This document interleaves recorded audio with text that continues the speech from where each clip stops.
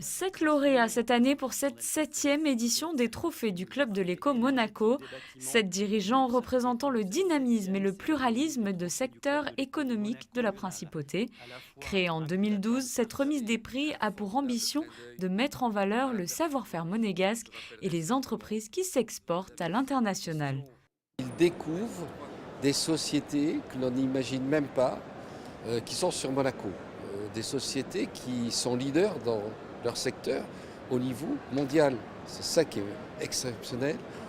Des gens qui croient ce qu'ils font et vraiment un écosystème vraiment diversifié. C'est ça qui est la force de ce pays. Depuis la création de ces trophées, 33 lauréats ont déjà été récompensés et plus de 20 secteurs d'activité représentés.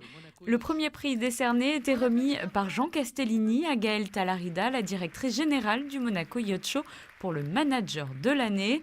Autre personnalité bien connue en principauté, Laurent Pionce a reçu le coup de cœur du jury pour le Sportel Monaco qui fêtera en 2019 ses 30 ans.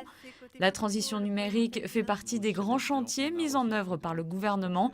C'est donc naturellement que Monaco Informatique Service se voit décerner cette année le prix spécial du jury. Les chantiers qui sont nommés un peu partout, c'est autour de l'éducation, de la santé, de l'administration, de la Smart City.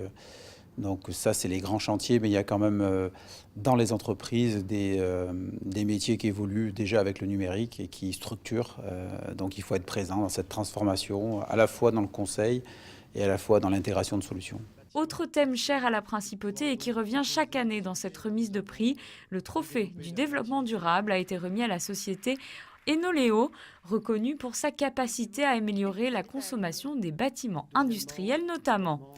Mais ces considérations en termes de protection de l'environnement se retrouvent dans l'ensemble des entreprises présentes lors de cette soirée, à l'image de Siam Sedap qui a reçu le prix de l'international. Aujourd'hui, nous sommes à la croisée des chemins.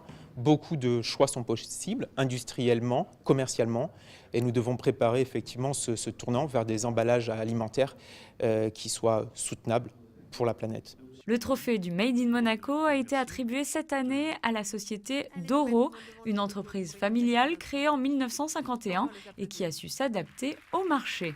Du fabriqué à Monaco, du créé à Monaco, du développé à Monaco, mais l'essentiel de nos marchés est sur la France, effectivement avec des marques de renom, puisque la spécificité de notre métier est de représenter le luxe et Monaco est en phase avec cet univers-là, quoi.